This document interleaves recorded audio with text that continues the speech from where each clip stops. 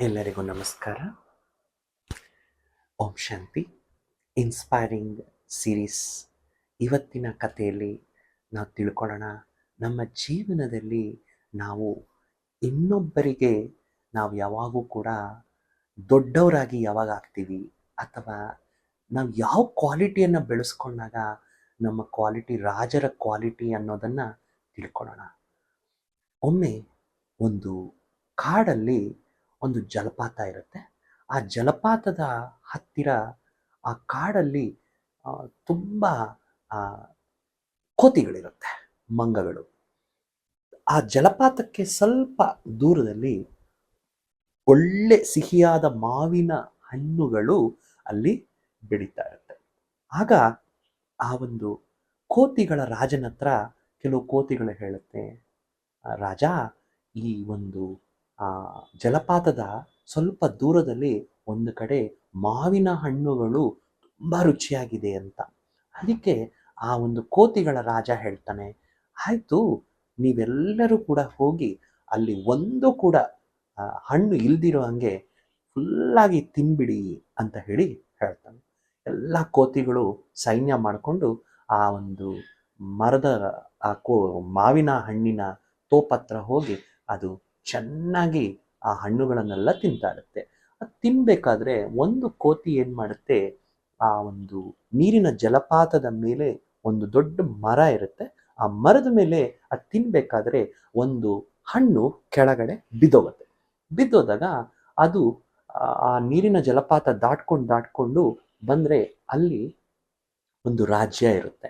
ಆ ರಾಜ್ಯದಲ್ಲಿ ಆ ಹಣ್ಣು ನೋಡಿದ ಆ ರಾಜ ಮತ್ತು ಅಲ್ಲಿರ್ತಕ್ಕಂತಹ ಸೈನಿಕರು ಆ ಕಡೆ ಓಡಾಡ್ತಾ ಇದ್ರೆ ಆ ಹಣ್ಣು ನೋಡ್ತಾರೆ. ನೋಡಿಬಿಟ್ಟು ಏನಿದು ಅಂದರೆ, ಇದು ಮಾವಿನ ಹಣ್ಣು, ಇದನ್ನ ತಗೊಳ್ಳಿ ಮಹಾರಾಜರೇ ಅಂತ ಕೊಟ್ಟರೆ ನಾನು ತಿನ್ನಲ್ಲ, ಇದನ್ನು ನೀವು ಯಾರಾದರೂ ಸ್ವಲ್ಪ ಟೆಸ್ಟ್ ಮಾಡಬೇಕು ಅಂತ ಹೇಳ್ತಾರೆ. ಟೆಸ್ಟ್ ಮಾಡಿದಾಗ ಅಲ್ಲಿರೋ 3-4 ಜನ ಒಂದೊಂದು ಚೂರು ಆ ಹಣ್ಣನ್ನು ಟೆಸ್ಟ್ ಮಾಡಿ ತುಂಬ ಸಿಹಿಯಾಗಿದೆ ಅಂತಾನೆ. ರಾಜನೂ ತಿನ್ಬಿಟ್ಟು ಆ ಟೇಸ್ಟನ್ನ ಅವನು ಎಕ್ಸ್ಪೀರಿಯನ್ಸ್ ಮಾಡಿ, ಈ ಹಣ್ಣು ಎಲ್ಲಿದೆಯೋ ಅದೆಲ್ಲ ಹಣ್ಣುಗಳು ನಮಗೆ ಸಿಗಬೇಕು ಅಂತ ಹೇಳಿ ಅವನೇನು ಮಾಡ್ತಾನೆ, ಶಾಸನ ಮಾಡ್ತಾನೆ. ಆಗ ಅಲ್ಲಿ ಇರ್ತಕ್ಕಂಥ ಸೈನಿಕರು ಗಮನಿಸ್ತಾರೆ, ರಾಜ, ಇಲ್ಲಿ ಕೋತಿಗಳ ರಾಜ್ಯನೇ ಇದೆ, ಕೋತಿಗಳೆಲ್ಲ ಸೇರಿಕೊಂಡು ಈ ಹಣ್ಣುಗಳನ್ನು ತಿನ್ಬಿಡ್ತಾ ಇದೆ ಅಂತ ಹೇಳಿ.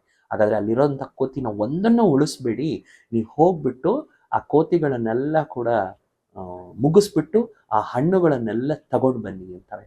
ಆಗ ಈ ಮೆಸೇಜು ಒಂದು ಕೋತಿ ಕೇಳಿಸ್ಕೊಂಡು ಕೋತಿಗಳ ರಾಜನಿಗೆ ಹೇಳುತ್ತೆ, ಏನಂತ ಹೇಳಿ, ನಮ್ಮ ವಂಶನೇ ಖತಮ್ ಮಾಡಬೇಕಂತೆ ಈ ಮನುಷ್ಯನ ರಾಜ ಈ ಥರ ಶಾಸನ ಮಾಡಿದ್ದಾನೆ ಅಂತ ಹೇಳಿ.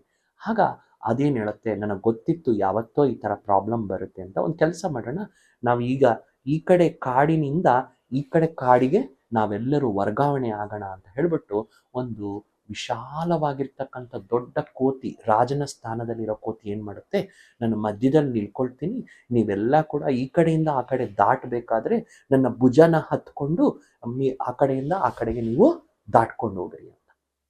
ಸುಮಾರು ಕೋತಿಗಳನ್ನು ಆ ವಿಶಾಲವಾದ ಕೋತಿ ಏನು ಮಾಡುತ್ತೆ, ದಾಟಿಸುತ್ತೆ. ಅದರಲ್ಲಿ ಒಂದು ಕೋತಿ ಇರುತ್ತೆ, ಈ ವಿಶಾಲವಾದಂತಹ ದೊಡ್ಡ ಅನುಭವಿಯ ಕೋತಿಯನ್ನು ನೋಡಿ ಅದಕ್ಕೆ ಹೊಟ್ಟೆ ಕಿಚ್ಚಿರುತ್ತೆ.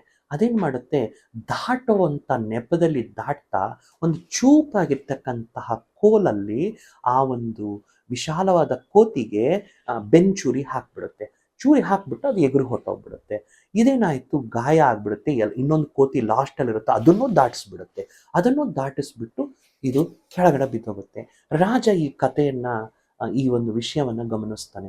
ಎಷ್ಟು ದಯಾಲು ಇದು, ಎಷ್ಟು ಕರುಣೆ ಇದೆ ಇದಕ್ಕೆ ಅಂತ ಹೇಳಿ ಇದನ್ನು ಉಳಿಸ್ಬೇಕು ಅಂತ ಹೇಳಿಬಿಟ್ಟು ಅಲ್ಲಿರ್ತಕ್ಕಂತಹ ಸೈನಿಕರಿಗೆ ಹೇಳಿ ಔಷಧಿಯನ್ನೆಲ್ಲ ಹಾಕಿ ಆ ಕೋತಿ ಜೊತೆ ರಾಜ ಕೇಳ್ತಾನೆ, ಹೌದು, ನೀನು ನಿನ್ನ ಪ್ರಾಣ ರಕ್ಷಿಸ್ಕೋಬೇಕಾಗಿತ್ತಲ್ಲ, ನಿನ್ನ ಪ್ರಾಣನ ಬಿಟ್ಬಿಟ್ಟು ಎಲ್ಲ ಕೋತಿಗಳ ಪ್ರಾಣನ ನೀನು ರಕ್ಷಿಸ್ಬಿಟ್ಟೆ ಅಲ್ಲ, ಯಾಕೆ ನೀನು ನಿನ್ನನ್ನು ಕಾಪಾಡ್ಕೊಳ್ಳದೆ ಬೇರೆಯವ್ರನ್ನ ಕಾಪಾಡ್ದೆ ಅಂದಾಗ ಆ ಕೋತಿ ಹೇಳುತ್ತೆ, ನಾನು ಇಷ್ಟು ಕೋತಿಗಳಿಗೂ ರಾಜ ಆದಮೇಲೆ ಆ ಕೋತಿಗಳನ್ನು ಪ್ರೀತಿಸೋದು, ಆ ಕೋತಿಗಳಿಗೆ ಕೇರ್ ತಗೊಳ್ಳೋದು ನನ್ನ ಒಂದು ಕರ್ತವ್ಯ ಅಂತ.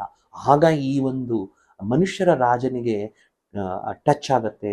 ನಾನು ಏನು ಮಾಡಬೇಕಾದ್ರೂ ಮೊದಲು ನನ್ನ ಪ್ರಜೆಗಳ ಮೇಲೆ ಅನುಮಾನ ಪಡ್ತೇನೆ, ನಾನು ಅವ್ರ ಕೇರ್ ಬಗ್ಗೆ ಆಲೋಚನೆ ಮಾಡಲಿಲ್ಲ.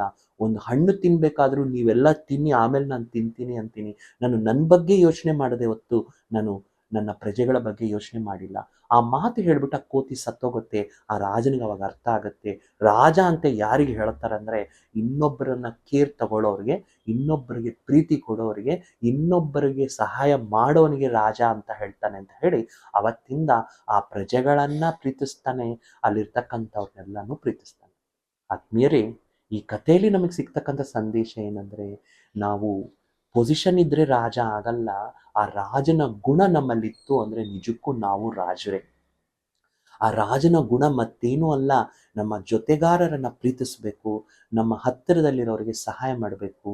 ನಾವು ಯಾರಿಗೆ ಕೇರ್ ತಗೊಳ್ತೇವೆ, ಪ್ರೀತಿಸ್ತೇವೆ, ಖಂಡಿತವಾಗಿಯೂ ಕೂಡ ಅವರು ನಮಗೇನಾಗ್ತಾರೆ, ಖಂಡಿತವಾಗಿಯೂ ಕೂಡ ನಮಗೆ ನಾವು ರಾಜರಾಗ್ತೇವೆ, ಅಂದರೆ ದೊಡ್ಡ ಸ್ಥಾನದವರಾಗ್ತೇವೆ. ದೊಡ್ಡತನ ಅನ್ನೋದು ವಯಸ್ಸಿಂದ ಬರೋದಿಲ್ಲ, ದೊಡ್ಡತನ ಅನ್ನೋದು ಸಂಸ್ಕಾರದಿಂದ ಬರೋದು.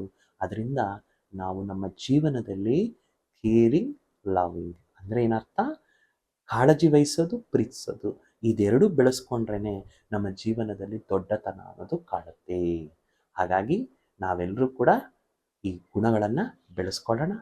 ನೀವೆಲ್ಲರೂ ಕೂಡ ಈ ಕಥೆಯ ಮೂಲಕ ಈ ಸಂದೇಶ ತಿಳ್ಕೊಂಡ್ರಿ. ಮತ್ತೆ ಕೆಲವೊಂದು ವಿಷಯಗಳನ್ನು ನಾವು ಇನ್ಸ್ಪೈರಿಂಗ್ ಸೀರೀಸಲ್ಲಿ ತಿಳ್ಕೊಳ್ಳೋಣ.